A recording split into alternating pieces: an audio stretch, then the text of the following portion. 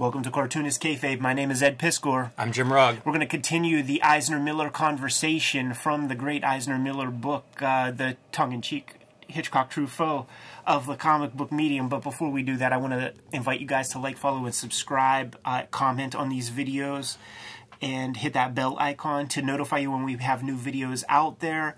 Suitable amount of copies of this Eisner-Miller book are out there in the wild. You see I got mine for that $4 doorbuster bargain, but you can't take for granted that the stuff that we talk about is going to be available easily on eBay and Amazon at your local comic shop. You hit that notification button, you get first dibs on the books that we're talking about, because they will disappear off the internet by that evening if they are out of print, or if they are close to being out of print. And if you watch these videos to the end, what that does is it pushes our video content out to more of the comic book watching, loving YouTube audience who might not be familiar with the Cartoonist Kayfabe channel, and that helps us boost our numbers. And we are in the presence of creating an empire of a Cartoonist Kayfabe army. We're happy to accept your help in building that army. But where we left off, Jimmy, part number 6, what we're doing is going through about 5 chapters of video. You know, there's 30 pieces to this. Quick chapters, you know, a couple pages here or there with lots of great imagery. And where we're starting off today, part 6, inside the Master Studio, Frank Miller took a trip to Boca Raton, man, to go hang out with Junior Soprano himself, man. Will Eisner at his studio space. And they're talking about a light box that we're not seeing a photo of in this book, which is a tragic, unfortunate piece. Hey, I do want to set the tone of where this studio is. Yes. Behind an unassuming door among rows of lawyers, doctors, and dentists' office. So it's like an office park. Yeah, exactly. In you know, in Florida somewhere. Kind of funny to see Will Eisner's studio couched in that kind of a business area. It's so smart, you know, like just like what the stuff that we learn about home ownership and the stuff that you learn about business when your accountant is like, you need to be spending some more money, man. You need to be spending some more loot. Go get an exterior spot, pay some rent in some exterior space. All the utilities go to the business. The rent is deductible from the business.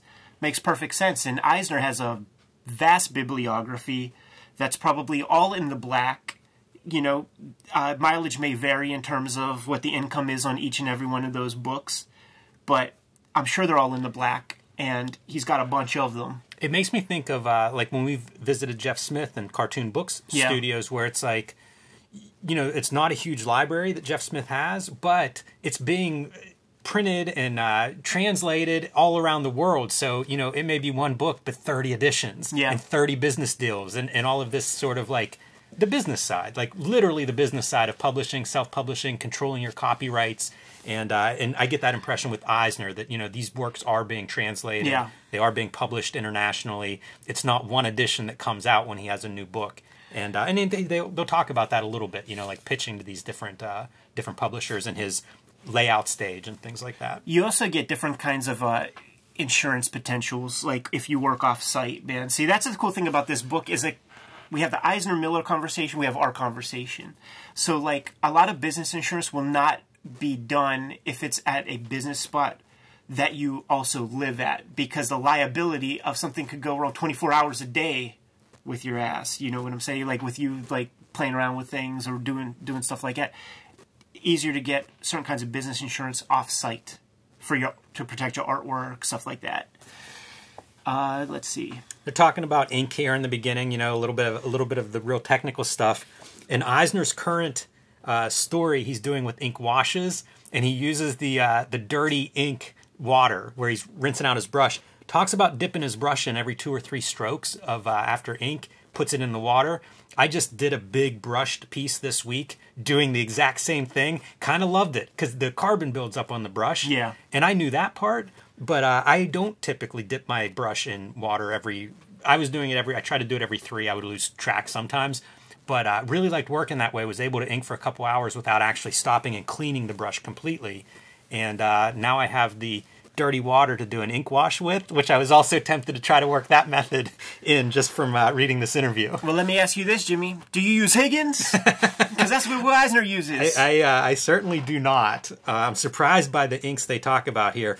Although Miller does bring up the Doc Martin high carb ink, which I have used some of the Doc Martin ink for that reason. I think it's a little bit thicker, more consistent. Makes me wonder if the Higgins formula was different back in the day, but there was like a piece of alchemy that like people would do with it, and it's like you leave the cap off your Higgins for like 2 days or something, and then it actually turns into real ink and not just a little bit of that water evaporates and you're left with that organic matter. I threw out my longtime inkwell this week because if it goes too long, you end up with sludge. Oh yeah, it's like a goddamn bumba clot coming out of that shit, man.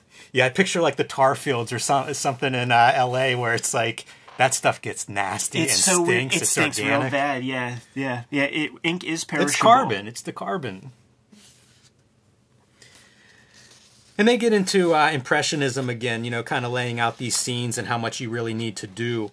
And Miller talks about that was a big thing early on, was you needed to be able to draw your rooms, you know, for establishing shots, and how at some point he got bored doing that, because unless you're drawing, you know, something like Frank Lloyd Wright settings, it can get boring. And I think of Electra Lives Again in some of the backgrounds and like the brownstone, Murdoch's brownstone, where we're walking upstairs and he's got the elaborate bathroom and stuff all depicted.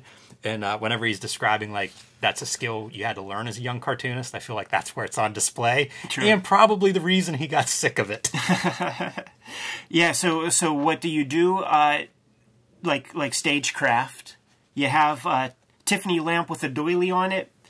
That probably lets you know it's not a white trash kid's house who wears his baseball hat on backwards, as Eisner says. Unless he's breaking in. Unless he's breaking in, when Miller chimes in. They do have some fun back and forths along those lines, like very different mentalities of the kind of characters they're thinking about. Yeah. And I love, like, there's a picture, if you go back one page, there's a picture of the wash. I just love that. Yeah, absolutely. It's such a beautiful image. Yeah. And the point of the bringing up the wash was how Miller was astonished by the kind of depth of field that Eisner was creating by kind of just drawing in the wash. So the black line would be specific to the characters and maybe a foreground element like a table or something like that. Everything else told in wash to create that kind of separation, that little bit of 3D. I would point people at some of the Warren magazines, the black and white magazines, because you would see guys like there's that Ditko collection that blew my mind whenever I first saw it, because there are washes in there, and Ditko's doing the washes, I presume, and they're amazing. And it's like, it's so different than, I just think of line work. And whenever like you get a guy who's been doing line work for decades and then he does a beautiful wash, it's something to behold. And it does make me wonder, like, there's a little bit more drawing in that wash technique than I would think. You know, it's not necessarily painting. And that's what Eisner describes a little bit here. Roy Crane will do that stuff with the duotone. Yeah. You know, and create that depth. We'll look in more of that stuff eventually also. And it's a good example of what they're describing. They use the word impressionistic, and I feel like that's an incorrectly used art term here. But it's this idea of less is more. You know, like there's a lot of detail that's not shown in that image of cars passing each other or that helicopter silhouette in the back, but you're getting you know what you're looking at.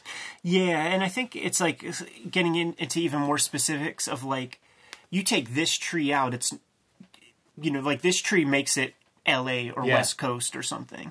Miller talks about how that applies to the speed of the reading. Yes. You know, if he's going to have a 13-page chase scene or something like that, this helps. Yeah, this is where you get into that detail conversation about density of line versus detail, because like what guys are focusing on is drawing every window, and they both shit on that. Yes, like you know, that's unnecessary, that's vulgar. They do bring up reference though. Like Miller's saying, you know, if you're doing 480 BC, what's a soup ladle look like then? And you can stylize it. But this idea of reference is something that I see again and again with these interviews of like previous generations of cartoonists. They talk about having a morgue file, like a lot of these how-to books. That's in chapter 1 for reference. And it's not a conversation I hear anymore, except like maybe you photo reference too much or you don't use the first Google image search result. But it's not a conversation I hear much. And in old interviews, like I would hear about artists that would go talk to Neil Adams and he'd be like, you got to look up a window. Nobody even knows how to draw what a window looks like. Right. It seems like that was a different value Yeah, and where my head is at lately, like I've been laying out the first issue of the next round of Red Room comics, and I was breezing through it, and I realized the reason that I'm doing that is because I'm drawing the roughs for the characters, and I'm just putting in the perspective grid lines in the back because I'm kayfabing those backgrounds, dude, to be, in their words, impressionistic for the backgrounds, because that's, of all the stuff we've been looking at lately, that's the stuff that I'm placing value in, that I'm finding attractive. They bring up Katsuhiro Otomo in here, and at a certain point, Miller's like, "What am I doing? Going to school? Going to drawing class? Like, you know, it's beyond a comic." And pacing comes up in this conversation, and Miller's. You can find video of him talking this exact sound bite where, you know, you could put density of word on a page to slow somebody down. You could put density of line, but he cites Bill Watterson's Calvin and Hobbes as being a kind of art style that dazzles the eye, that makes the person want to linger on the page a little bit more. And I think that that's kind of like what you get here. Like, that stops me in my tracks. I'm looking at this for a minute. Yeah, there's your Akira talk about the astonishing background line work, architectural detail. But Miller says, am I reading a story or going to class? Yeah. And he compares it with somebody like Jeff Darrow, who he calls an absurdist. And, you know, like that level of detail that Darrow brings, it actually makes that world into some bizarre, you know, like the world of the comics or the world of the setting of the story that you're doing. So it's an interesting and subtle difference that he's suggesting. Yeah. I don't know if I totally agree with it or not. Like, Akira's a tough one, I think, to use as your counterpoint example, because I have seen work that looks that way where it's like, wow, that rendering is so precise. It is like an architecture book. Yeah. And Akira has that level, but I also think it moves. It does move. Yeah. Yeah, for sure. Probably the shortest chapter in the joint, Kink and Freedom. And so they're in Eisner's studio, and one of the pieces that Eisner has hanging up is the famous Spank panel. Spank Splash. Yeah, a print of this, and he has the original art in his house. How much is that piece worth? Yeah, man, I mean, it's iconic. It's so rough, too. Like, this is not what Eisner becomes. This is like pre-war spirit looking shit right here. You know what it is? But I was looking at, like, some of the fine line work and stuff, and it reminded me of Dave Stevens. Because, like, you'll see the folds will have, like, really fine feathering coming off of, like, the folds in Spirit's sleeve and stuff. And that's kind of where my mind went. Yeah, when you see stuff like these knee pieces, man, that's Lou Fine. Yeah. He's getting Lou Fine drapery, who was considered the baddest ass motherfucker of the studio. You know what? That makes me wonder if Lou Fine inked a lot of this. Oh, because that is right. what you're seeing is that fine line everywhere. Lou's fine line? Could be. And then Miller just brings up, you know what really the kinkiest piece of art you ever made was? Where the two guys, Spirit and Dolan, are talking about how to control your woman. And it's two lady, like they're standing in the palm of some dame. Yeah, it's good stuff. Now this is more mature. Like, this is like Eisner as I know him. You know, this is post-war, after PS Magazine, Will Eisner right there. And Lou Fine does come up here. You know, they do mention Lou Fine and his inking abilities. Yeah. This is pretty cool stuff. Talking about, like, building his stories. And starting with these pencil sketches. And one kind of note that's unrelated is Miller is looking at these pencil sketches and is like, hey, man, the back of this paper is, like, photocopied. And Eisner reveals that he saves that kind of paper because, you know, he came out of the Depression. I can remember reading stuff about Depression-era cartoonists like Siegel and Schuster, and how, like, you know, their dad would bring home wallpaper samples or something, and or calendars, and they'd be drawn on the back of them because, like, even paper, we're so lucky. You know, what we have access to, you take it for granted, but, like, you can find a lot of stories of these people from the early days of comics that were, like, whatever they could find to draw on. When I was a little boy, man, my pops was a security guard, and he would just bring back scraps, like you know, boxes full of scrap paper, and I would be like, I can't draw on this, there's stuff on there. He's like, flip it. Yes. You can draw on that, no problem. I used to get, people would give me, like, whatever paper they would find, like some weird notebook or something like that, And at the time, it was like, okay, you know, I have a bunch of these notepads stored up that I'm never going to use. But it's a legacy. Yeah. You know, it's that older, it was older people that would give it to me. They knew I liked to draw, and here's, you know, here's this book or whatever that they found cleaning out there somewhere. But it's that legacy of, like, you didn't have it all the time in their life. Yeah, yeah. And then you know, take it to the extreme with, like, Henry Darger, who just used butcher paper and scraps that he found, man. And it just turns out that stuff is archival. The idea of pencil is not a drawing mechanism. Like, that's a fun idea that I can actually kind of relate to, because I'm so far removed from doing tight pencils.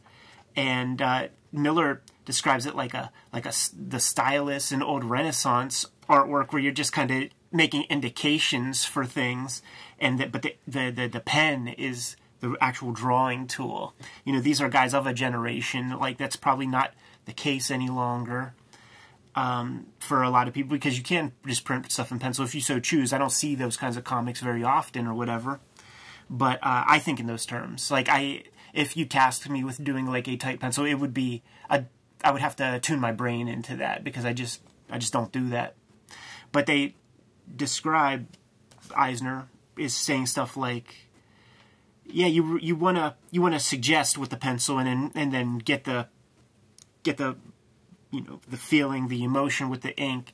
And on the I was thinking about the Dark Knight Returns documentary that kind of came with the DVD. Klaus Janson described his inking approach as like being an actor, where you learn the lines and then you forget the lines and bring some of your own energy to the thing. And I think that's a great way to describe Klaus Janson's inking. Yeah. You know, like, that's the expressiveness of that inking, where there's chunky stuff going on and interesting lines happening. This spread, they're really talking about, like, laying out their stories, writing their stories. Eisner doing a little bit more of the layouts in pencil. Miller doing it on the wall, as he says. We have videos, if you find, you know, if you're interested in this topic, we have videos of Eisner's sketchbooks where they reproduce several of his, I think what he's describing here, you know, like the roughs of his graphic novels and stories, and you can see them in that chunky pencil and really see what he's describing here, as well as the Art of Sin City, where you can see Miller's approach, yes, which he's talking about refining in ink, and you can really see those pencils that are almost indecipherable. You know, it's very loose, just like, I'm going to put down 30 lines, and then I'm going to pull out the right one. Yeah. So you can find a lot more of that on our channel. Yeah, here's a real telling piece too, man. So here's the Eisner rough, and here's the finished piece. So you could see he's not just like inking in this brick. You know, he's making decisions all along the way, creating different 3Ds and elements, you know, in different. And he's even like doing redrawing. Sure. In the ink stage, you know. Well, they talk. You know, part of the reason Eisner says he works that way, like on the left, is because he's selling this to publishers. And this is the version that he's possibly shopping. And Miller's kind of appalled by that. Like, you're showing publishers that? Miller seems to really express distrust of publishers. Makes me think of old wrestlers and the way they talk about promoters.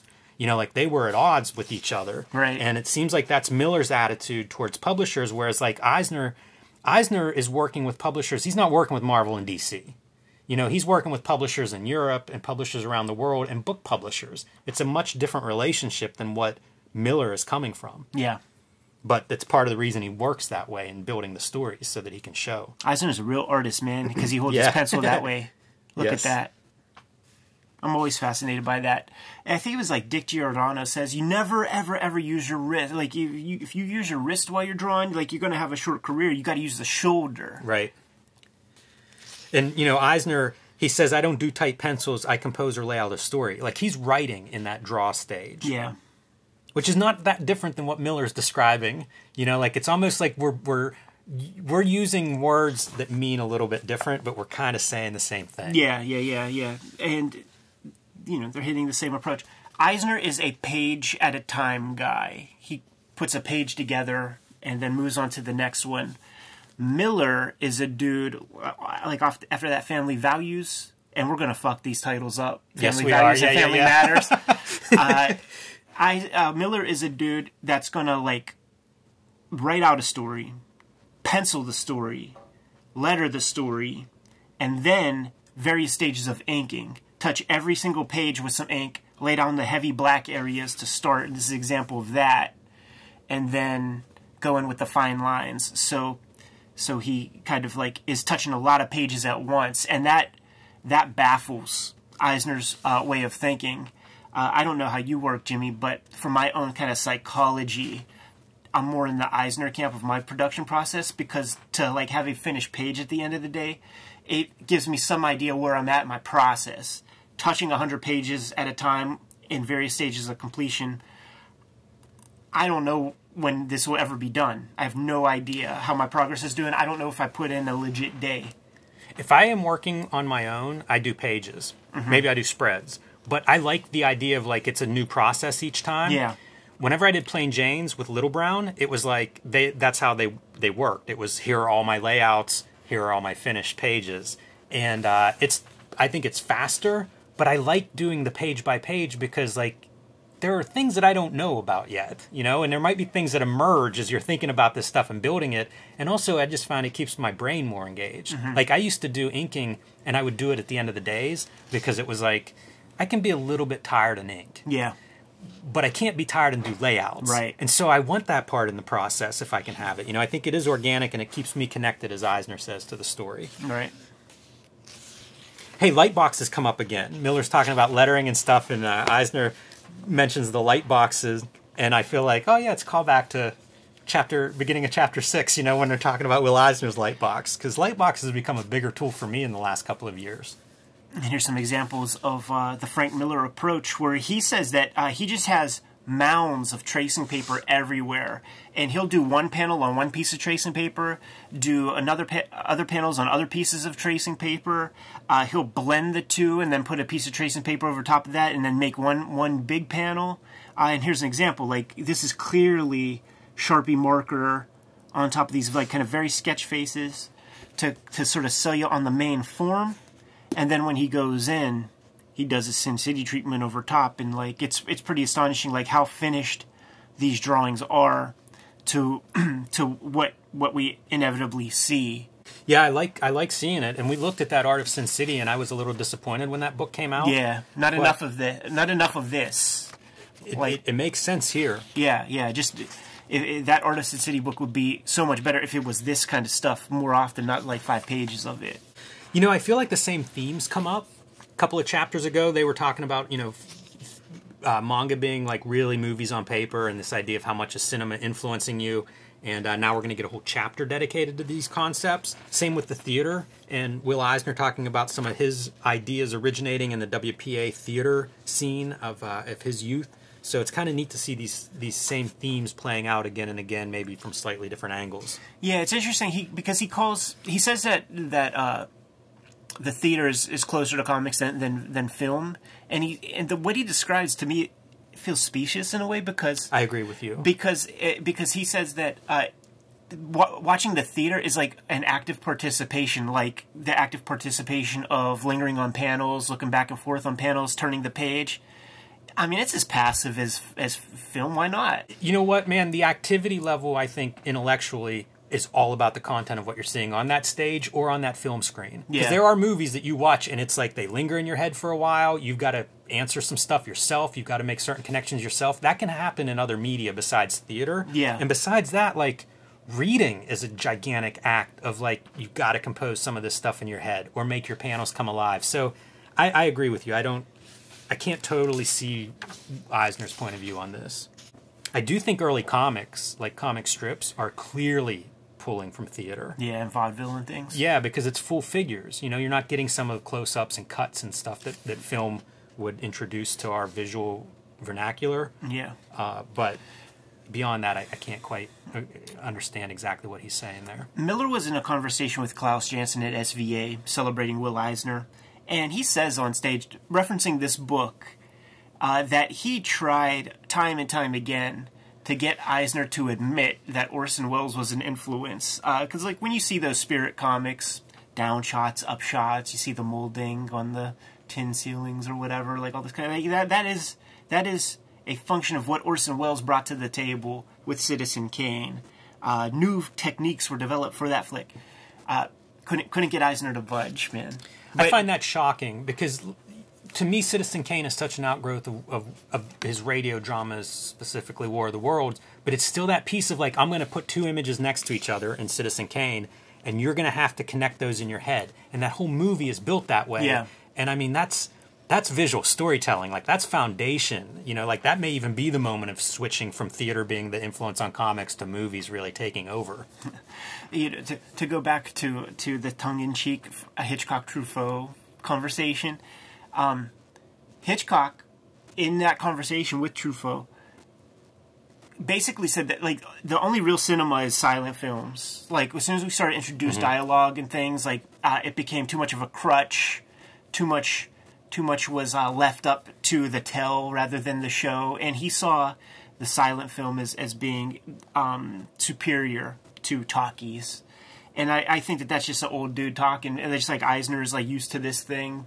I was watching some a Carl Barks interview, and you know he was talking about how he still wished kids these days would do well to have a one-room schoolhouse where a bunch of you know, first graders are in there with 10th graders. Like, it's what you know. There's a documentary about that from like a French school that does that. Yeah. Like, I don't know that that's as outlandish, as obviously outlandish as it may seem. Well, you know what Carl Barks was saying, and it does sound like a pro, is that a little kid listening in on a chemistry conversation ain't a bad thing. Right.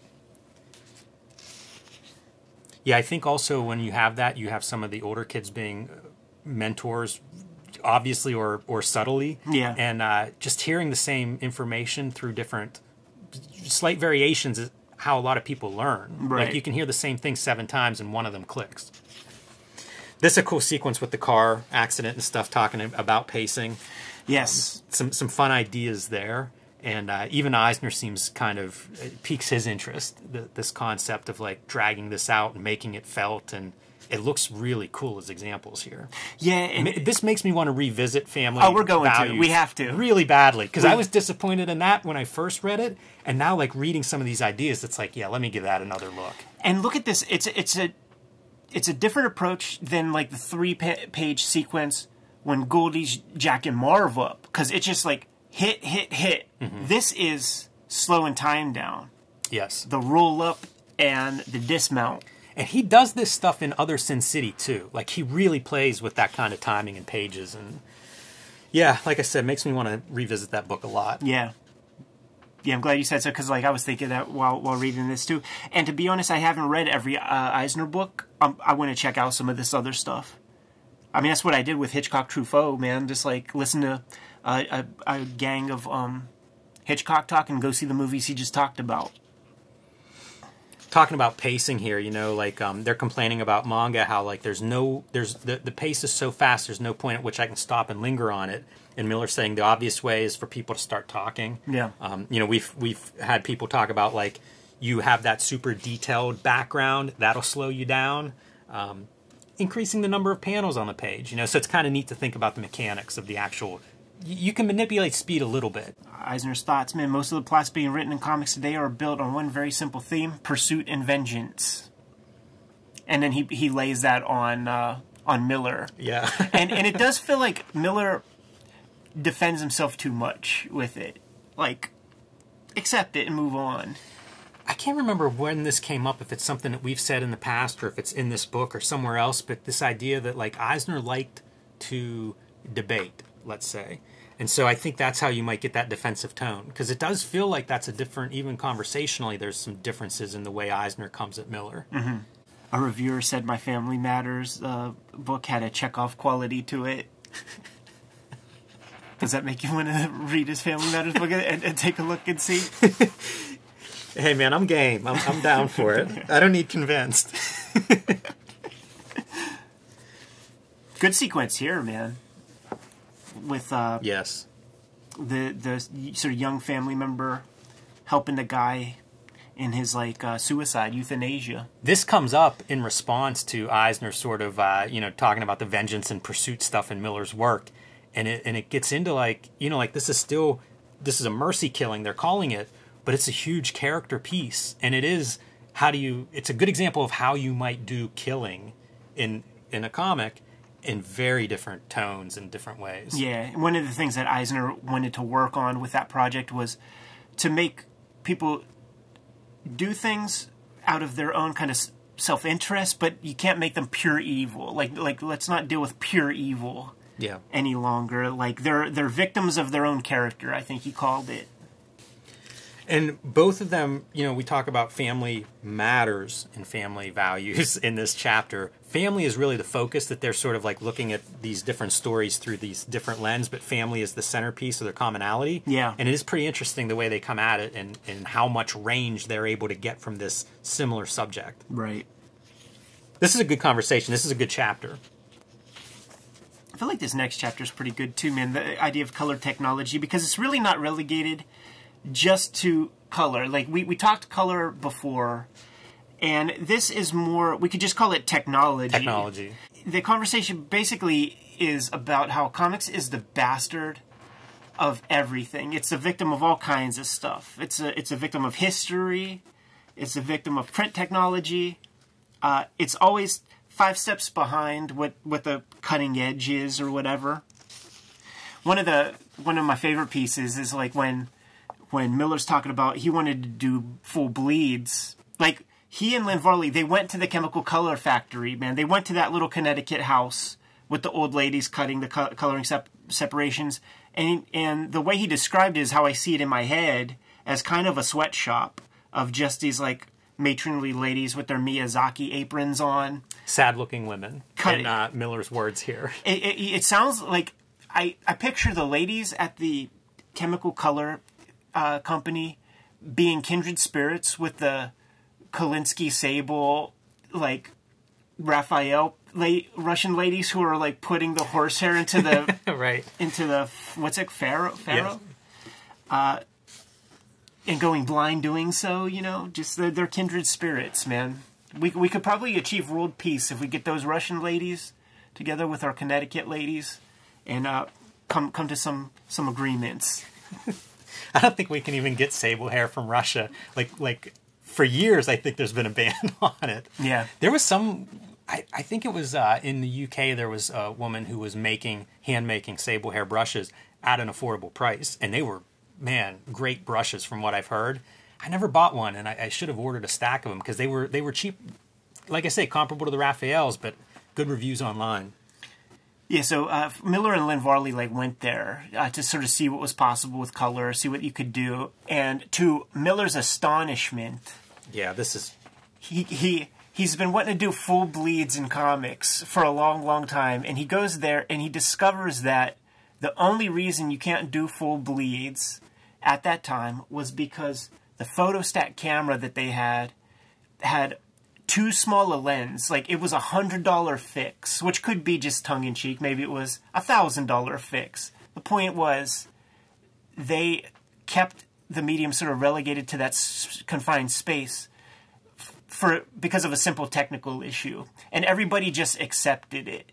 There's a lot of this talk about the idea of comics is like if you don't do what was done yesterday, we have to have a meeting about that. Like, it's an issue. If you want to try to do something new. It makes me so mad reading this kind of stuff. Yeah. Because this is not the only story like this in comics. You know, Neil Adams could write a book on the stuff that he would kick the door down to be able to use yellow screen tone or whatever. This makes me so furious. Because anytime I propose something somewhere, the answer is always no to start with. Yeah. And then you've got to be the pest. You've got to dig in. You have to research how it's done and try to convince this person. And whenever they go up the ladder, most of the time it's like, oh, yeah, sure, we can do that. Yeah, right. Yeah, why didn't you just ask the printer in the first place? Right. Why do I have to jump through the hoops? Right. And also, it's your job. Yeah. Like, you should be telling me about this. Yes. It's infuriating. It's like, when we work with these publishers, it's like we need to get something for our money, man, because we're cutting them in on a big chunk. You know what I'm saying? Like, you get your 10, 12% of whatever. You want some expertise with that. And you do have to fucking chime in a bunch with a lot of things. And I do consider it a badge of honor. I know you've had this happen one time or two. I've had it happen one time or two. I know what you're going to say. When the printer makes the call back. Yes. And it's like, are you sure you want it this way? It's like, yes, you know you did it right, man. At least you know it's going to look different. Yes. So one of the examples that Eisner lays out is he has this character, his ghost character. So he just wants, like, what we call a surprint. You know, it's the establishment of the surprint, the invention of the surprint. And it's existed in advertising. Like, you could look in any old magazine and you see just like a field of red type or yellow type or something. He wanted this ghost character, no black line. Printer goes, yo, you have to have a black line. And Eisner says, no, you don't. Just this area right here, erase that from the black plate. And the guy's like, but that's wrong. And Eisner basically just said, fucking do it anyway. Click. And then he did it, and he got what he wanted. It makes me so mad, Ed. Like, this is the stuff that fires me up, because it's inertia. Yeah. It might be risk aversion. Complacency. It might be lazy. Like, it's all these things that are no good. And they talk about the context of comics just not being considered even on a level of, like, illustration. Right. You know, because you do see this in all these other printing areas, but not comics. Yeah, it's very, very frustrating. First time I worked with Lynn was on an issue of Daredevil 191. She colored it on acetate with Doc Martin dyes. The next book we did together was Ronin. She did it with gouache on blue lines, man. Let's jump in it head first. She saw what the limits were. And then she, rejoiced in having more ability. And even Ronin compared to Dark Knight is conservative. Because it might as well, in some instances, be 4-color process. Right. Flat color. Goes on to say, except for 300, like she kept working blue line except for 300, which was painted on black lines. And that's a very similar process for anybody at home. It's literally a gray line instead of a light blue line. And then DK2 is the first thing she's done digitally. And Miller observes it's amazing the number of tools he's seen her use while his have stayed the same. Right. It's an interesting observation. And I think you see it continue to play out on Wednesdays, on New Comic Days. Like, there's such a value in what he calls that line density, but it's a worshiping of the inking. Like, talk about fetishization. Like, it's more pronounced, in my opinion, than the figure work. Can we talk about how old Eisner is? Because his shit was printed at the start on letterpresses, dude. Yes. Can you imagine before offset printing? It's talk about a different world. Jesus. Yeah. Just pressing stuff into a piece of paper. It's cool, though, where they go with this part, because they're talking about how, like, now they're coloring comics with photo retouching programs. Right. And that they're these scavengers, comic creators, the scavengers just taking whatever tech they can find and figuring out how to bend it a little bit to accommodate comics. I mean, remember the days when you were young and you want to get better at comics, right? So, like, there would be, whenever the high school is down for the summer and they have, like, the little intramurals summer courses that can be done. I want to grow up to be a cartoonist. So let's see what kind of classes there are. Drawing, painting, sculpture. There's not cartooning class, so you do that. The Ames lettering guide is an architecture tool. French curves, whatever the fuck they're for. It ain't for comics. Like, all of these tools, it's hacking. It is. Eisner says we're adapters. Yes. A glass is half full guy and a glass is half empty guy. I think it's a really interesting observation. And, that's why, like, if you sat down and talked to a bunch of artists, especially today, comic book artists, very different processes and tools. Here it is, man. When Lynn and I went to Chemical Color, it was a really depressing thing. I saw the reason. I was told I wasn't allowed to do bleeds off the sides of the page, and it was an undersized frame on the camera. It would have cost about $100 to replace, and that kept us from doing bleeds for decades. This is the sound of me throwing the book against the wall in frustration.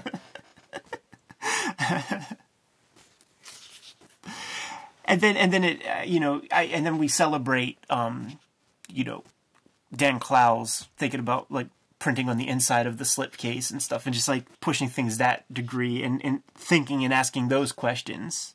Yeah, it's an interesting perspective from a couple of guys who, you know, saw comics evolve quite a bit over the course of their careers. You know, like so much of what we take for granted, like just walls built against it for no good reasons. Here's the sign-off, man. After the Will Eisner ghost story, if there ever was a theme song for the business end of the industry, it's, quote, "We can't do that. We didn't do it yesterday," end quote. And Eisner says, quote, "We never did that before. No one ever does that. It's not done," end quote. But that was something that was considered revolutionary at the time. Back to the surprint, the thing that, like, think about this. Think about the amount of surprints and stuff in the Daredevil books for depth of field, for background details. Klaus Janson takes that ball and runs with it. Perhaps if Eisner doesn't do that, they don't see that. They don't think that that's a tool in the toolbox. That's fascinating. That's a connection I just put together right here on the spot, man. Yeah, it's quite a legacy there that you see play out in Miller a generation later, as you say. It's great. One other note on this chapter is Miller talks about the graphic novel Elektra Lives Again and attempt to do horror in full color. The way he describes it, and it was not dark. The entire thing is set in daylight. The idea was just to get under people's skins in different ways with the color. That's pretty cool, man. That's a fantastic exercise, right? Like, let's make a horror comic and do things completely different. Like, create a set of obstacles for yourself that you've not seen explored very often in that kind of a genre. Yeah, I like seeing Miller look at these books that way. Yeah. Of like, this is something I'm trying to do in this book. So, Yeah. you know, and he's talks a lot about family values and the stuff he's trying to do there. It's cool to think of him as like approaching these stories and really thinking like, how do you push this? What is the theme of this book? Yeah. How do we get there visually? Yeah. It's good stuff. It makes sense why his comics do stand out compared to a lot of his peers. That's true. Fun conversation. Reading the Eisner-Miller conversation is good. I also very much appreciate the conversation with you, Jimmy, and we'll keep this rocking. And everybody, if you're tuning in for the first time, there is a part 1. Yes. You know, we do cover some other chapters already, and we'll keep adding those links under these videos as we continue adding to this conversation. Absolutely, and we want to hear your feedback on the subjects that are brought up in this video. Till then, like, follow, subscribe to the YouTube channel. Hit the bell. We'll notify you when new vids are available. What's out there, Jim? Hulk Grand Design Monster #1 is coming to your comic book store in March. Hulk Grand Design Madness #1 coming to your comic book store in April. Let your comic shop owner know that you want a copy. It's not too late to pre-order those books. And join me on patreon.com/JimRugg. Red Room Trigger Warnings issue #1 on the stands right now. Going to be coming out on a monthly basis. Murder on the Dark Web for Fun and Profit is the name of the game, man. So 4 issues of this will be coming out monthly basis. You could read these comics before they hit paper at my Patreon at the link in the link tree in the description below this video. $3 for the archive there. More than 200 pages of comics up there as we speak. What else, Jim? Subscribe to the Cartoonist Kayfabe e-newsletter at the links below this video. You can also find Cartoonist Kayfabe t-shirts and merchandise at the links below this video. It's another great way to support the Cartoonist Kayfabe channel. Jimmy, give them the marching orders. We'll be on our way. Make more comics.